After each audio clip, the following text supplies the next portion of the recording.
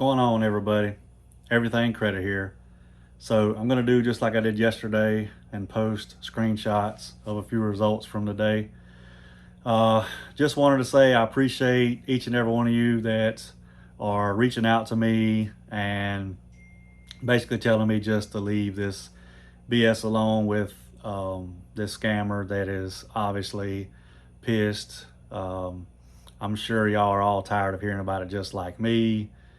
Didn't realize that he was so psychotic and obsessed with me like he is. But again, I appreciate all the text messages, emails, and phone calls. And I wanted to give a shout out to Mr. Daryl. Just got off the phone with him, had a long conversation. I've had several long conversations with people today, so now I'm trying to get caught up on some work. If y'all have any questions, just leave them in the comments. If you need to get a hold of me, leave them in the comments, or you can call me, you can text me, you can email me. I hope y'all have a great day.